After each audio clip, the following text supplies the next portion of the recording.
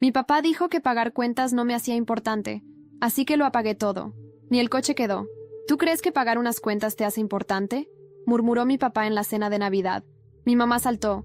Te mantuvimos por años, no se te olvide. Me reí. Pues agárrense. Esa noche cancelé 39,200 reales en cuentas de servicios y el seguro del coche. A las 9 de la mañana siguiente, ya se lo había llevado la grúa. Mi hermano golpeó mi puerta como loco, mi hermana gritó. Yo solo miraba desde la ventana, sonriendo. La cena de Navidad en casa de mis padres siempre había sido más una obligación que una celebración. Iba porque sabía que me harían sentir culpable si no lo hacía. Normalmente yo pagaba la comida, llevaba el vino, cubría las cuentas de luz y agua sin que nadie me lo pidiera. Hasta le recargaba saldo al Nate cuando le cortaban la línea. Era más fácil así, callado, práctico. Así funcionaba mi familia. Pero este año, algo se sentía distinto. El ambiente estaba pesado, y no solo por el pavo seco. Todos parecían más amargados de lo normal. Nate llegó con 40 minutos de retraso, aún con las botas de trabajo, llenando de barro la alfombra. Tiró las llaves en la mesa como si fuera su casa, y ya venía preguntando si podía cubrirle el alquiler otra vez, porque estaba entre trabajos. Lauren no dijo casi nada hasta el postre. Se la pasó en el celular, suspirando fuerte para que todos la oyeran. Cuando por fin abrió la boca, fue para preguntarme si podía ser su aval en un préstamo. Les dije que llevaba tiempo pensando en irme de la ciudad, tal vez a un lugar más cálido. Empezar de nuevo. Solo una idea. Ahí fue cuando mi papá soltó el tenedor y me lanzó esa mirada. La misma de cuando tenía 10 años y rompí la lámpara, como si fuera una decepción que aún no sabía cómo devolver. ¿Tú crees que pagar unas cuentas te hace importante? Se hizo un silencio. Pensé que era una broma. No lo era. Mi mamá se metió como si fuera una intervención. Te dimos de comer por años. No lo olvides. Miré alrededor de la mesa. Nate con esa sonrisita de quien está gozando el drama. Lauren fingiendo que no escucha, pero claramente atenta a todo. Y mis padres sentados como si aún les debiera algo. Como si no hubiera saldado esa cuenta 100 veces ya. Me reí. No porque fuera gracioso, sino porque era tan absurdo. Entonces quédense con todo. Fue lo único que dije. Me levanté, agarré mi abrigo y me fui. Nadie me detuvo. Llegué a casa, me senté frente al computador y abrí todas las cuentas que administraba para ellos. Era una lista larga. Gas, agua, luz, internet, teléfono, seguro del coche, hasta Netflix. Llevaba años manteniéndolo todo en pie, en silencio, tras bambalinas. Yo era. No era generosidad. Estaba cansado del drama que venía cada vez que decía no. Así que dije no, todo de una vez. Cancelé todo. Llamé a la aseguradora. Dije que ya nadie estaba autorizado a usar el coche. Estaba a mi nombre. No pensé que sería tan rápido. Pero a las 6:48 de la mañana siguiente, el coche ya no estaba en su garaje. A las 7:30, alguien empezó a golpear mi puerta con tanta fuerza que hasta la ventana vibró. Era Nate. No abrí.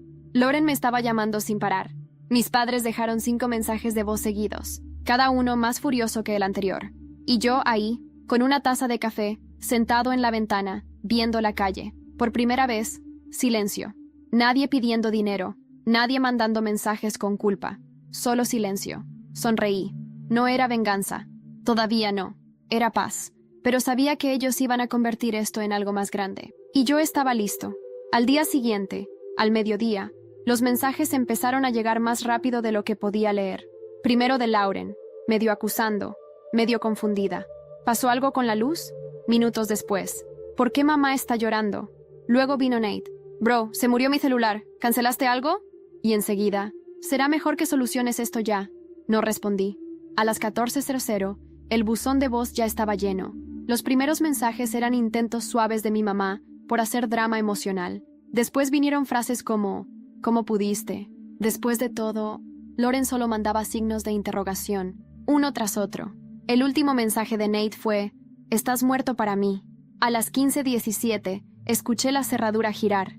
Mi papá aún tenía una copia de la llave. Nunca se la pedí de vuelta. Entró sin tocar, sin avisar, como si el apartamento todavía fuera suyo. Yo estaba en la mesa de la cocina, con mi laptop y un tazón de cereal. Entró y se quedó mirándome fijo. «Acabo de romper tu sillón favorito», dijo. No gritó, solo levantó una hoja impresa. El reporte de la grúa. Dijo que el coche se lo habían llevado de madrugada. Era la única forma de que mi mamá fuera a su cita médica.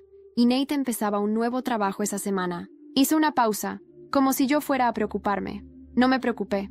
Le pregunté por qué aún pensaba que eso era mi responsabilidad. Empezó a hablar de lealtad familiar, de cómo me habían dado techo cuando era niño, que les debía eso. Le recordé, con calma, que ya había pagado sus tarjetas 2 veces, cubierto la internación de Nate en la clínica, dado dinero a Lauren para que diera entrada a 2 departamentos que logró perder. No dijo nada más. Solo se quedó ahí, parado, mirándome como si ya no me reconociera. Luego se dio la vuelta y se fue. Sentí el frío del aire de diciembre colándose por la ventana apenas abrí los ojos. Era la mañana después de la peor Navidad de mi vida, la que terminé sin coche, sin seguro, sin tantas certezas que antes creía inquebrantables. Me levanté, encendí el ordenador y repasé, casi una a una, todas las cuentas que llevaba pagando sin que nadie se lo pidiera. Agua, luz, gas, internet, Netflix, seguro, hasta el coche. Lo hice mientras sorbía un café, observando el humo como si buscara una señal de que todo eso tenía algún sentido. Y sí lo tuvo. El silencio fue mi victoria, mi paz, pero no era el comienzo de la última palabra. Sabía que estaba empezando algo más grande, tanto para mí como para los que siempre abusaron de mi silencio. Por eso, cuando el informe del grúa apareció junto al casillero de notificaciones, mis dedos temblaron. El coche de mis padres ya no estaba en su garaje. Alguien lo había remolcado a las 6:48 a.m., justo como les dije. Un mensaje breve. Vehículo remolcado. Consultar informe detallado en la plataforma de la grúa. Tampoco. Tan suficiente. Sentado en mi salón, con la calle aún medio desierta y el sol levantándose tímido detrás de los edificios, pensé en mis padres, en Nate, en Lauren. Todos ellos estaban temblando al borde del abismo que me habían ayudado a empujar con su dureza.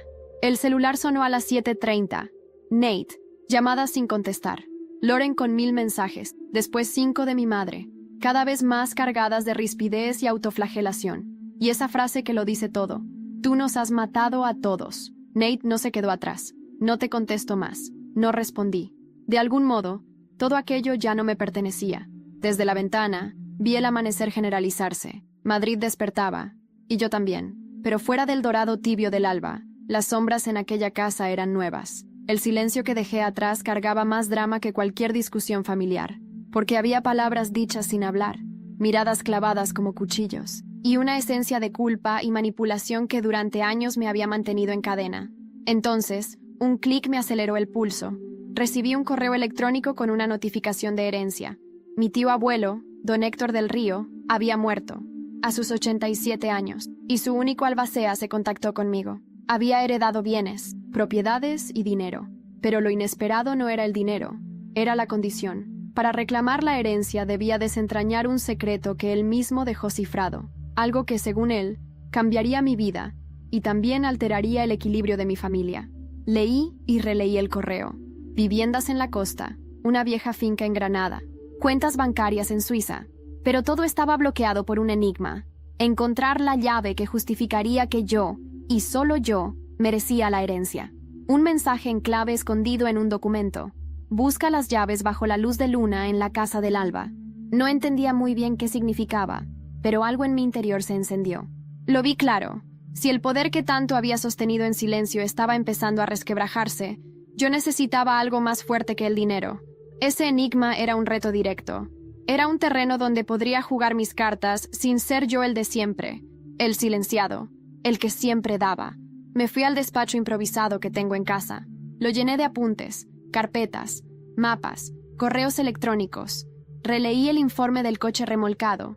Hice capturas de pantalla de los mensajes. Tomé notas mentales de todo aquello que podría ser usado más adelante, ya no solo para mi venganza, sino también para protegerme, porque sabía que, una vez empezado, esto no tendría vuelta atrás. Y mientras arreglaba mi posición, me di cuenta de algo. Toda esa historia, la ceja alzada de papá, la cara dura de mamá, las falsas peticiones de préstamos de Nate, el silencio resentido de Lauren, no eran solo un episodio aislado, eran patrones, líneas que podía seguir y dominar, como un tablero de ajedrez donde cada pieza jugada sería un golpe calculado. Así, con cada camarón que tiene paso al eliminar agua, trabajan los engranajes en mi mente. Decidí que iba a investigar ese correo, ese mensaje cifrado. Decidí que iba a desempolvar la finca en Granada. Decidí que iba a subvertir las reglas del juego que ellos mismos impusieron. Pero para eso, antes, necesitaba volver a Madrid y diseñar mi siguiente jugada. ¿Cómo ubicar esa finca remota? ¿Qué pistas buscar? ¿A quién preguntar? Y sobre todo, ¿cómo usar ese enigma para desnudar a toda esa familia hipócrita que me clavó la daga en la Navidad? Y allí, en ese despacho iluminado por la pantalla y la luz de la mañana, decidí que ese era mi punto de no retorno, que mi venganza iba a ser una partida donde ellos no sabrían que estaban jugando hasta que perdieran todo. El primer paso sería la finca, y justo cuando cerré el portátil, mi teléfono vibró. Un mensaje anónimo. No estás solo en esto. Alguien sabe que ya empezaste. Sentí un escalofrío. No era la herencia, no era el dinero, era la amenaza de que alguien más sabía del plan, y quizás alguien que no jugaba en mi bando. Cerré los ojos. Sabía que, si entraba en ese laberinto, no sería solo contra mi familia, sino también contra un enemigo dentro del juego. Pero ya no importaba. Yo había cerrado la puerta a su mundo congelado, y ahora entraría por la mía. No dormí esa noche. El mensaje anónimo me dejó la mente en llamas, como si alguien hubiera abierto la puerta de una habitación cerrada durante años. No estás solo en esto. Alguien sabe que ya empezaste. La frase, corta pero letal, se instaló en mi cabeza como un eco venenoso. Me senté en la cama, con el móvil entre las manos, repasando cada palabra. ¿Quién me estaba mirando? ¿Quién más sabía de la herencia, del enigma, del juego que acababa de comenzar? Amaneció con el cielo cubierto de nubes, como si Madrid también supiera que algo oscuro se avecinaba. Decidí salir. Fui caminando hasta Lavapiés, donde había una pequeña cafetería que solía visitar con alguien que ya no formaba parte de mi vida. Pedí un café solo y saqué el portátil. El correo del abogado seguía allí, con el archivo adjunto. Una carta escaneada a mano escrita por mi tío abuelo Héctor del Río. Esa letra, antigua y elegante, decía: el legado no es para el más fiel, sino para el que se atreva a romper el ciclo. La Casa del Alba guarda la llave. Granada, calle de los Cipreses, número 11. Allí comenzó todo, y allí debe terminar. Calle de los Cipreses. Busqué la dirección. Estaba en una zona rural de Granada, cerca de un pueblo llamado Montefrío. Un lugar que apenas figuraba en el mapa, escondido entre colinas y campos de olivos. Nunca había estado allí. Ni siquiera sabía que la familia tenía propiedades fuera de Madrid. Volví a casa, recogí una mochila, metí el portátil, ropa suficiente para unos días, una cámara vieja y mi cuaderno de notas. Cerré la puerta sin mirar atrás. Me subí a mi coche, sí, el único que quedaba en pie, el mío, y tomé la carretera hacia el sur. 4 horas después, el paisaje cambió por completo. La gran ciudad quedó atrás, y frente a mí se extendían colinas doradas y el aire seco de Andalucía. Montefrío era un pueblo detenido en el tiempo. Las calles eran de piedra, y el viento silbaba entre las casas encaladas. La dirección me llevó a las afueras, por un camino de tierra que parecía no llevar a ningún sitio. Finalmente, la vi. Una casa de campo antigua, con persianas de madera y una puerta desgastada por los años. En la entrada, el nombre grabado en una placa oxidada: Casa del Alba. Me bajé del coche y me acerqué. El silencio era tan espeso que parecía tener peso. Empujé la puerta. Estaba cerrada, pero no con llave, solo un pestillo. Entré, sintiendo que estaba cruzando a otro mundo. El aire olía a madera, a humedad y a algo más, algo antiguo, como secretos acumulados en el polvo. Todo dentro de la casa estaba intacto. Fotos en blanco y negro en la pared, una vitrina con cartas antiguas, muebles cubiertos con sábanas. En el salón, sobre una mesa, encontré un cuaderno de cuero. En la primera página, la letra de Héctor. Si estás leyendo esto, has roto el ciclo. Aquí encontrarás no solo la verdad de tu origen, sino también el motivo por el cual nunca perteneciste del todo a ellos. Me senté, los dedos temblorosos, comencé a leer. Héctor hablaba de secretos familiares, de una traición entre hermanos, de una herencia robada, de un hijo no reconocido. Hablaba de mi madre y de mí. La historia que se desplegaba no era solo sobre dinero o tierras, sino sobre identidad, sobre algo enterrado por generaciones. En una parte del diario, mencionaba a un hombre, Joaquín. Según Héctor, Joaquín era mi verdadero padre, un antiguo amigo de la familia, desaparecido en circunstancias extrañas en 1992. La fecha coincidía con mi nacimiento. Tu madre amó a Joaquín en secreto. Fue su único error y su mayor amor. Pero pagarás tú por sus pecados, como pagué yo por los míos. Sentí un vacío en el estómago. ¿Toda mi vida había sido una mentira? Salí al jardín. Necesitaba aire. Pero apenas crucé el umbral, escuché un crujido en la grava. Alguien estaba allí. Me giré rápido. Una figura encapuchada se alejó entre los árboles sin decir nada. Corrí tras ella, pero se desvaneció entre las sombras del bosque como un fantasma. Regresé a la casa, con el corazón latiendo como un tambor. En la puerta, alguien había dejado una foto. Era antigua. Mi madre, Héctor, y un hombre que nunca había visto. Alto, delgado, con ojos idénticos a los míos. Al dorso, con letra temblorosa, Joaquín, Montefrío, verano de 1991. Volví a entrar en la casa con la fotografía aún en la mano. Me senté frente a la mesa donde había dejado el cuaderno de Héctor y miré de nuevo la imagen. Era él. Ese hombre de rostro sereno, mirada intensa y postura elegante no podía ser otro que Joaquín. Tenía mis ojos. Tenía mi misma expresión cuando estoy molesto y me esfuerzo por disimularlo. Mi madre lo amó. ¿Cuándo? ¿Cómo? ¿Por qué me ocultaron algo tan fundamental como mi origen? Y lo más importante, ¿quién sabía de esto, además de Héctor? Pasé la noche en esa casa. No dormí. Apenas si podía cerrar los ojos sin ver a esa figura que se esfumó entre los árboles. ¿Quién era? ¿Alguien vigilándome? ¿Alguien más reclamando esta herencia de secretos? A la mañana siguiente, exploré cada rincón de la finca. En el desván encontré más cajas de documentos, viejas cartas entre Héctor y Joaquín, correspondencia con tono íntimo, a veces preocupado. Y entonces leí algo que me congeló. No podemos permitir que Elena siga ocultándolo. Ese niño merece saber la verdad, aunque nos cueste todo. Elena, mi madre, habían decidido ocultarme la verdad desde el principio. Toda mi infancia, todos esos silencios, esas miradas frías, tenían sentido ahora. No era solo desapego, era vergüenza, era miedo. Encendí el coche y decidí volver a Madrid. Tenía que enfrentarla. Conduje 5 horas sin música, sin distracciones, solo yo y mis pensamientos. Cuando llegué, eran casi las 6 de la tarde. Toqué el timbre con fuerza. Mi madre abrió la puerta. No me saludó, no sonrió. Solo me miró como si supiera por qué estaba allí. «Necesito hablar contigo», dije, firme. «Pasa». El salón estaba oscuro, como siempre. Las cortinas corridas, el aire denso. Mi padre no estaba. Mejor. Me senté en el sofá y puse la foto sobre la mesa. «¿Quién es?», pregunté, sin levantar la voz. Mi madre se quedó en silencio unos segundos. Luego, sin mirar la imagen, respondió. «No es importante». «Sí lo es. Porque es mi padre, ¿verdad?».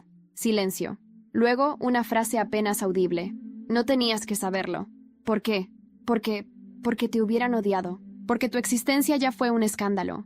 Porque tu padre, el que te crió, aceptó todo con una condición, que nunca dijéramos la verdad, ni a ti ni a nadie. Y porque Joaquín murió por mi culpa. Me costó respirar. ¿Cómo murió? Lo desaparecieron. Sus ojos se llenaron de lágrimas, pero no había dolor en su voz, solo resignación. Esa mujer no sentía culpa, solo miedo a perder el control de la narrativa. Cerré los puños. Y tú callaste.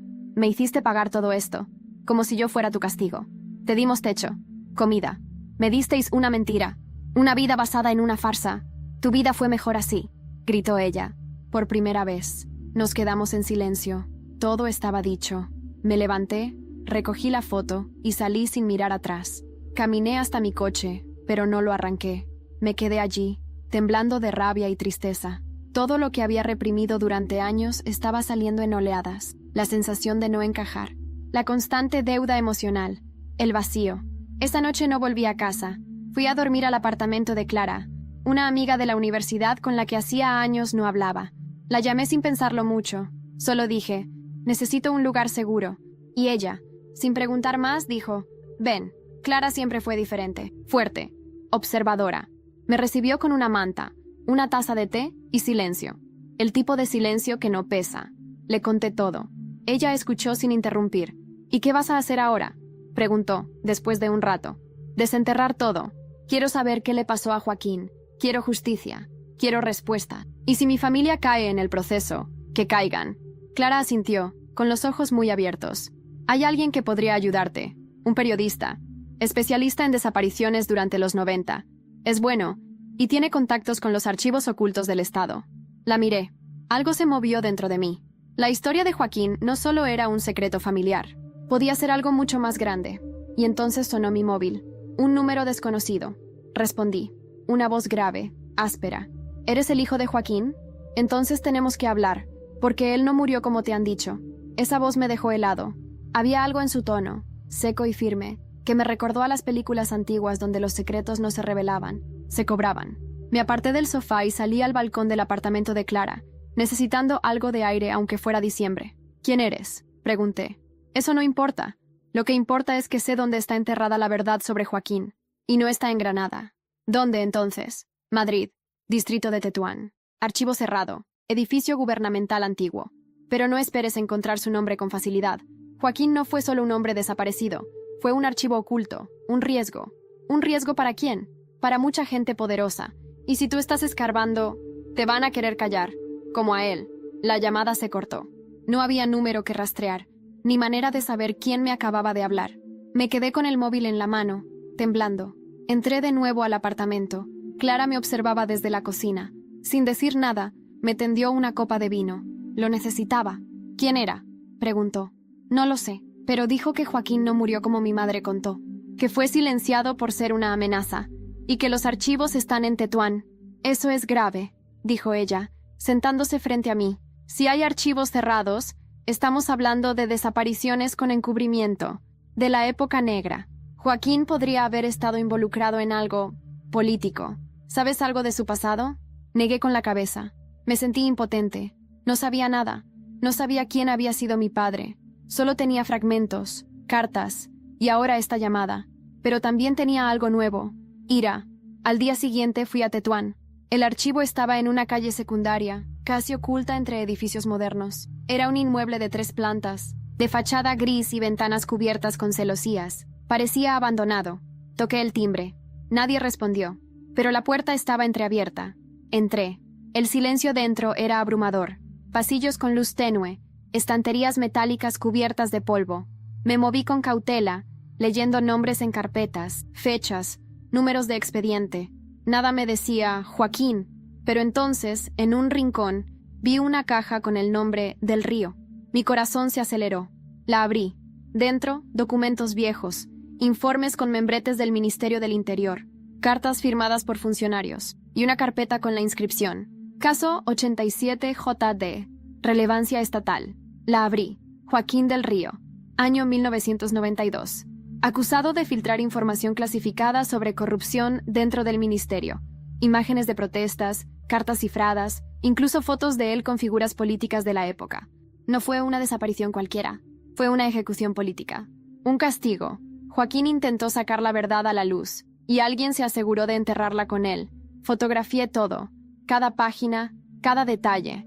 Tenía pruebas, y sabía que, si eso salía a la luz, no solo iba a cambiar mi historia, iba a destruir muchos otros mundos, incluido el de mi familia, que claramente había sido cómplice del silencio. Salí del edificio. Clara me esperaba en el coche. Le mostré las fotos. Tu padre fue un denunciante, un hombre con principios. Murió por intentar hacer lo correcto. Y tu madre lo sabía. Sentí algo quebrarse dentro. No era solo tristeza, era dignidad. Por primera vez, no era el hijo bastardo del silencio. Era el heredero de un hombre valiente. Esa noche, publiqué una parte del material en un foro anónimo de denuncias públicas. Solo una página. Una prueba. Quería ver qué pasaba. Y pasó.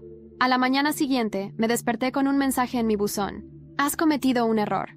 Esto no es un juego. La próxima vez no será solo un aviso. Alguien había entrado a mi apartamento. Mi portátil había sido manipulado. La cámara del salón girada hacia la puerta. Y una foto de mi madre y Joaquín, rota en 2, sobre la mesa. Me estaban observando.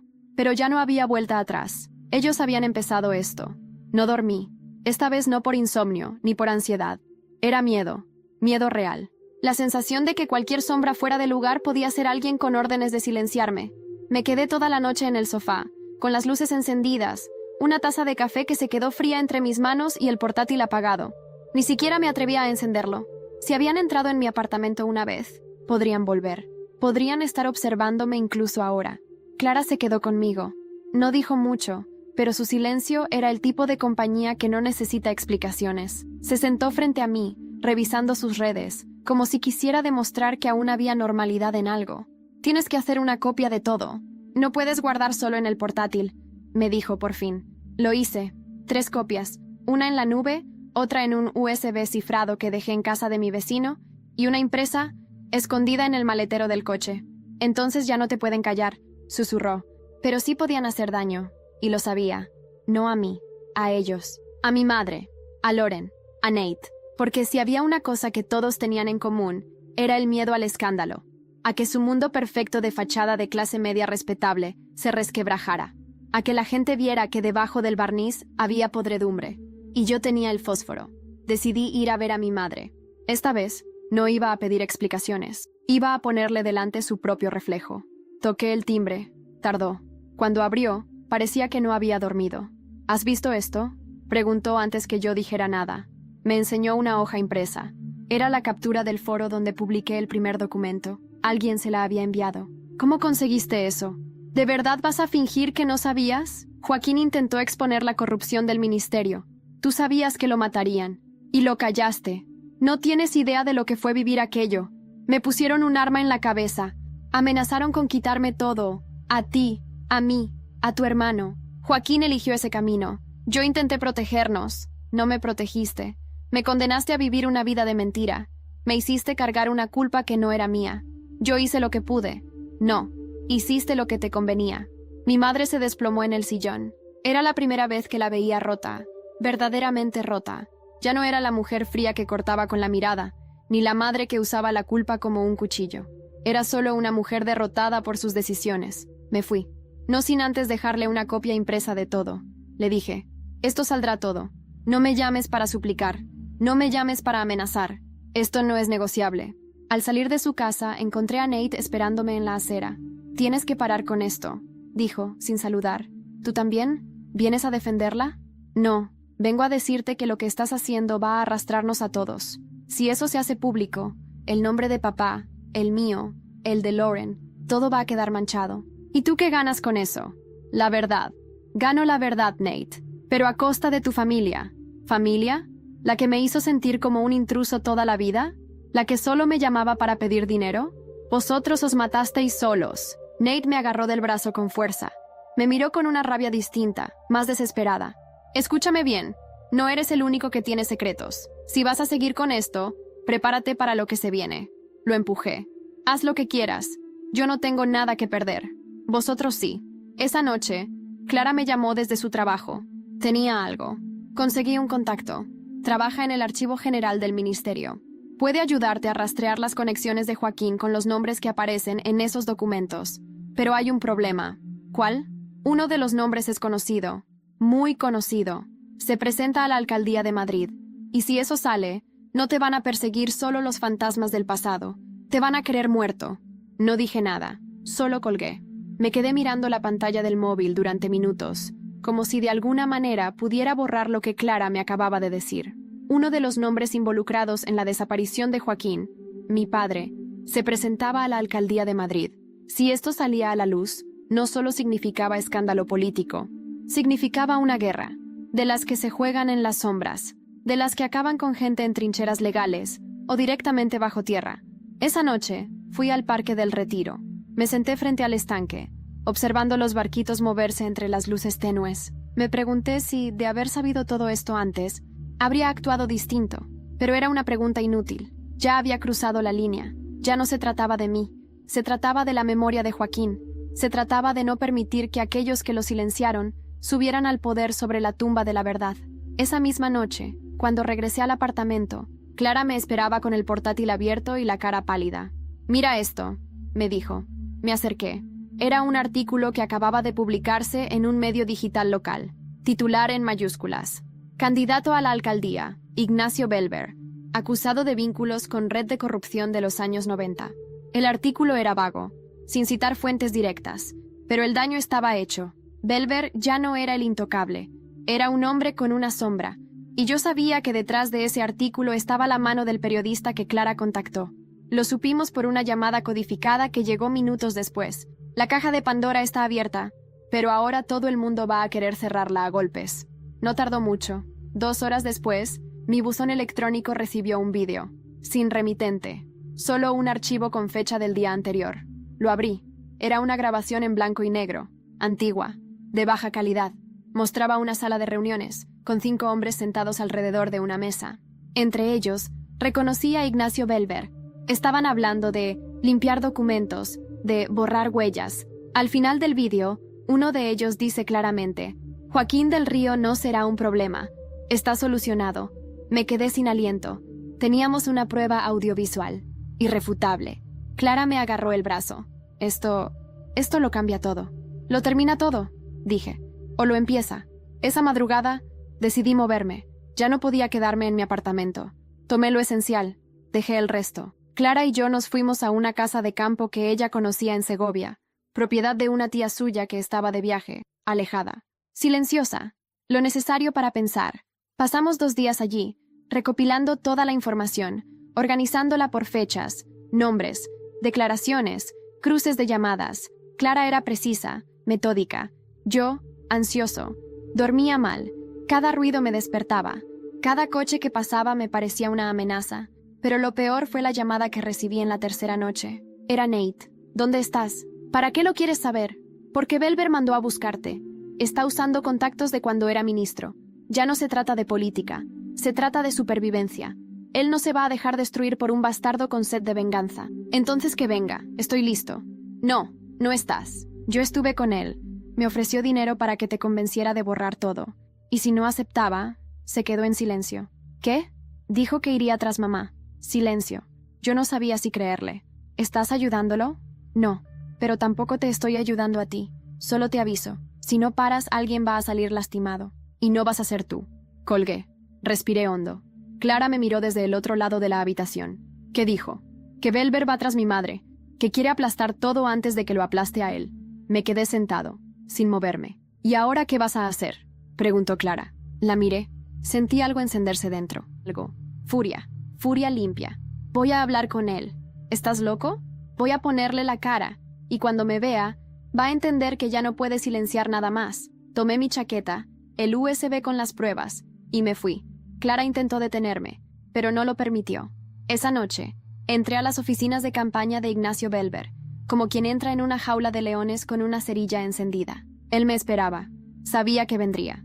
Eres más valiente de lo que pensé, dijo, sonriendo como si todo esto fuera un juego. Y tú más cobarde de lo que imaginé. No vine a negociar. Vine a decirte que ya perdiste. ¿Y tú crees que la verdad sobre un muerto al que nadie recuerda va a salvarte? Tú no entiendes el juego. Yo sí. Me acerqué. Tú lo mataste. Tú firmaste su sentencia. Y ahora tu rostro será recordado como el del verdugo de un inocente. Esa será tu herencia. Le dejé el USB en la mesa. Todo esto está en manos de periodistas, de jueces, de gente que tú ya no puedes comprar. Él no dijo nada. Solo me miró, con una calma que me dio escalofríos. Y cuando salí del edificio, supe que la guerra no había terminado. Alguien me estaba esperando fuera. No un guardaespaldas, no un matón. Era Lauren, mi hermana, y llevaba en la mano una carpeta. Tenemos que hablar. Sobre mamá, sobre Joaquín, y sobre ti. Ver a Lauren allí, de pie bajo la luz tenue de la farola, con esa carpeta entre las manos, me hizo sentir algo que no había sentido en años. Desconfianza total. Mi hermana siempre fue la observadora silenciosa, la que aparentaba no estar en medio del drama, pero siempre sabía más de lo que decía. ¿Qué haces aquí? Pregunté sin rodeos. Vengo a contarte la verdad que mamá nunca te dijo, pero si entras en ese coche conmigo, no hay vuelta atrás. La miré a los ojos. No había sarcasmo, ni rencor visible, solo una determinación extraña, casi triste. Me subí. El coche olía a perfume caro y a tensión. ¿A dónde vamos? A casa de la abuela. Está vacía. Nadie va a molestarnos allí. El trayecto fue silencioso. Lauren no soltó palabra, y yo tampoco. Cada minuto que pasaba aumentaba mi ansiedad. Cuando llegamos, la casa era una cápsula del tiempo. Muebles antiguos, cortinas amarillentas, y un retrato de familia en el pasillo que parecía burlarse de mí. Nos sentamos en la cocina. Lauren puso la carpeta sobre la mesa y la abrió con cuidado. Dentro había documentos antiguos, cartas, y una copia del testamento original de Héctor. ¿Qué es esto? Lo que mamá escondió. Héctor te dejó todo. Absolutamente todo. No solo por ser el único que lo escuchó en vida, sino porque tú no eres solo hijo de Joaquín. Eres hijo de sangre del Río. Él era tu abuelo. Me quedé helado. ¿Qué estás diciendo? Joaquín no era solo su amigo. Era su hijo ilegítimo. Héctor tuvo un hijo fuera del matrimonio, y ese hijo fue Joaquín. Así que tú eres su nieto. Por eso te dejó todo. Por eso luchó por ti. Porque eras su redención. Sentí el suelo moverse bajo mis pies. Todo tomaba otro sentido. La devoción de Héctor, su silencio, su miedo. No era solo lealtad, era sangre. ¿Mamá sabía? Lauren asintió. Y lo usó. Chantajeó a Héctor durante años. Le exigió que no dijera nada a cambio de mantener a Joaquín alejado. Él aceptó. Por culpa, por vergüenza. ¿Y tú? ¿Por qué me lo dices ahora? Me miró, por fin con los ojos llorosos. Porque todo se está viniendo abajo. Belver no va a parar. Mamá está siendo investigada. Nate está en pánico. Yo solo quiero salirme de esta pesadilla. ¿Y crees que decirme esto te redime? No, pero pensé que merecías saberlo. Me levanté de golpe.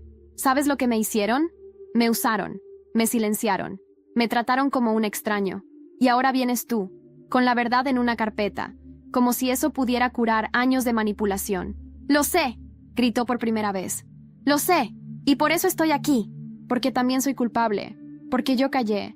Porque fue más cómodo. Porque tenías razón todo este tiempo y me dolía admitirlo. La miré. Por un segundo vi a mi hermana. No la versión fría, no la silenciosa cómplice. Vi a la niña que me protegía cuando papá gritaba, la que compartía su postre conmigo sin decirlo.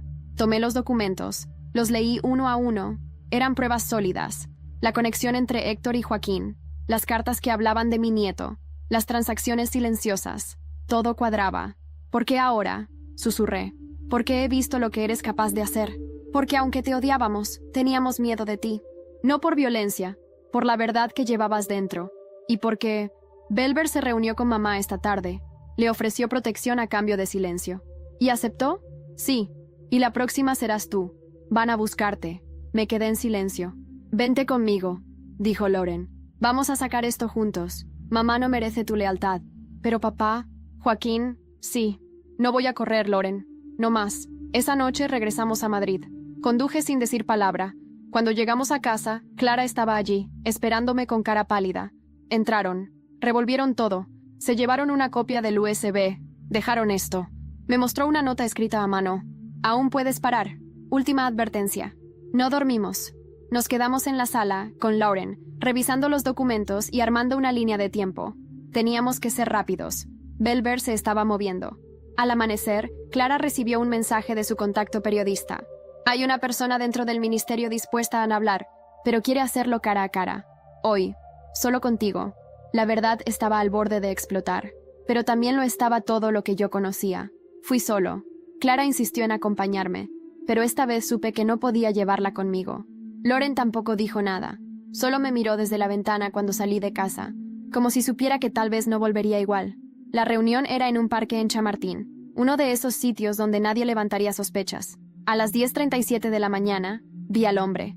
Alto, delgado, con un abrigo beige y gafas oscuras. No parecía un funcionario. Parecía alguien que había vivido demasiado tiempo en la sombra. ¿Tú eres el hijo de Joaquín?, preguntó sin presentarse. Sí, tu padre fue más que un denunciante. Fue un idealista.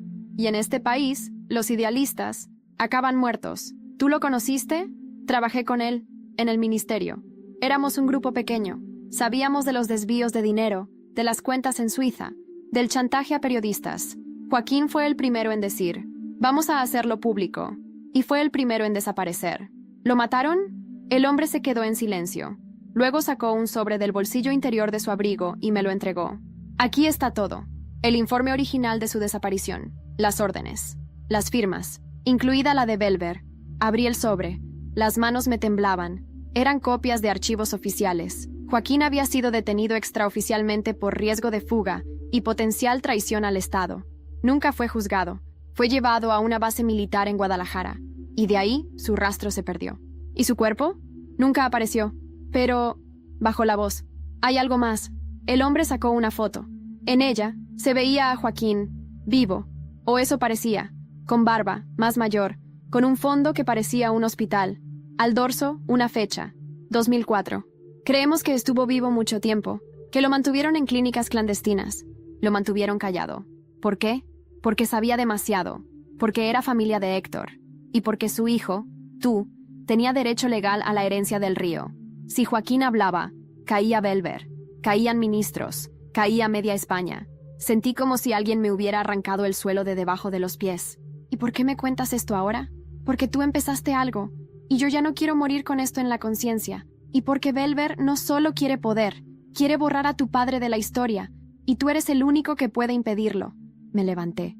No dije nada más. Caminé hasta el metro como si llevara una bomba en la mochila. Tenía los documentos, las fotos, la grabación, los archivos, las cartas, todo, todo lo que podía destruir la carrera de un hombre y reconstruir la memoria de otro. Esa tarde, convocamos una rueda de prensa anónima. Clara contactó con el periodista. Yo no daría la cara aún, pero filtramos todo: los informes, las fotos, las cartas de Héctor, los documentos del ministerio. Los medios se desbordaron. La historia estalló. Belver implicado en desaparición forzada en 1992. Del Río, el heredero de una historia silenciada. Nuevo escándalo sacude las elecciones municipales. Belver negó todo. Dijo que era una campaña sucia. Pero ya era tarde. El vídeo, las firmas, las fotos. El país estaba escuchando. Y no solo a los medios. Me escuchaban a mí, al hijo del desaparecido, al bastardo que criaron en silencio. Las amenazas aumentaron. Una noche rompieron el parabrisas de mi coche. Lauren recibió llamadas anónimas. Mi madre sufrió un colapso nervioso y fue internada. Nate desapareció durante días. Se hablaba de investigaciones internas, de agentes implicados, de limpieza en las estructuras del Estado. Y entonces recibí una carta, sin remitente, solo una frase: no está muerto. Mi corazón se detuvo. Corrí a Clara, le enseñé la carta. Me miró en silencio y, sin decir nada, fue al ordenador. Revisó una base de datos internacional de pacientes no identificados. Y ahí, entre las fichas de un hospital psiquiátrico en Bilbao, apareció un nombre: JDR. Ingreso: 2004. Estado: catatónico. Identidad desconocida. Tenía mi rostro. Tenía sus ojos. Joaquín estaba vivo. El tren a Bilbao salió a las 6:40 de la mañana. No pude dormir ni un minuto. Clara me acompañó, pero no dijo casi nada. Lauren se quedó en Madrid. A última hora, me abrazó fuerte antes de salir.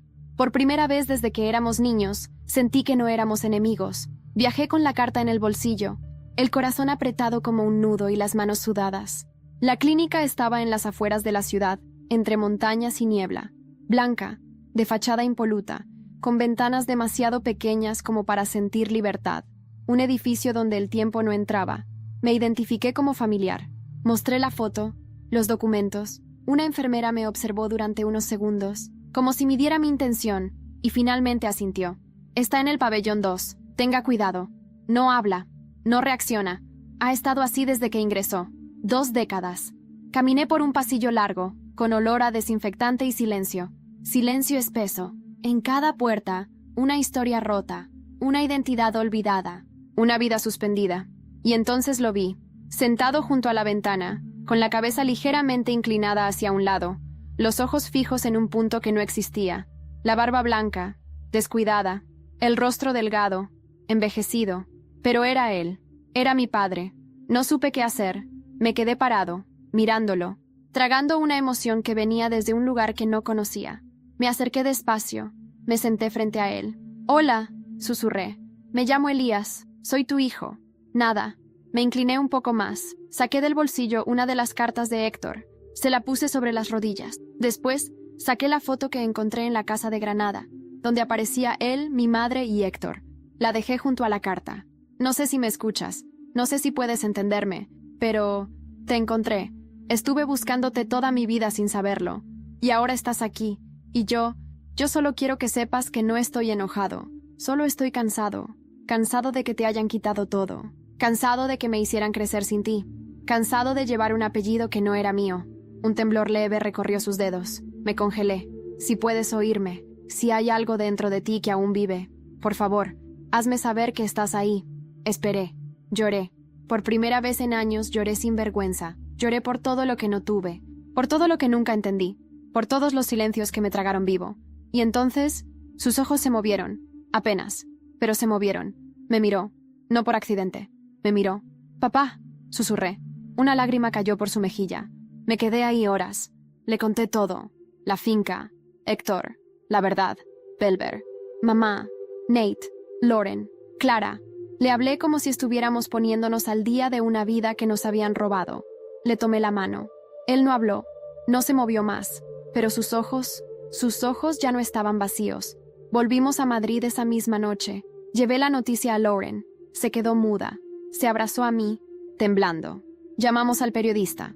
No quedaba nada que ocultar. Belver fue citado oficialmente a declarar. Al día siguiente, los titulares eran ineludibles. Confirmado. Joaquín del Río vivo en clínica de Bilbao. Belver involucrado en detención ilegal de exfuncionario. El hijo del silencio rompe el pacto de los poderosos. El país ardía. La opinión pública explotó. Protestas, debates, escándalo. La campaña de Belver se suspendió. Fue detenido por orden de la Audiencia Nacional. Su caída fue brutal, televisada, inevitable. Y yo, por primera vez, dormí en paz. No era venganza. No del todo. Era justicia. Un año después, Madrid parecía otra ciudad. O tal vez era yo el que había cambiado tanto que ya no reconocía nada como antes. Las calles eran las mismas, pero no pesaban igual. Los edificios, los ruidos, el clima, todo parecía respirar distinto.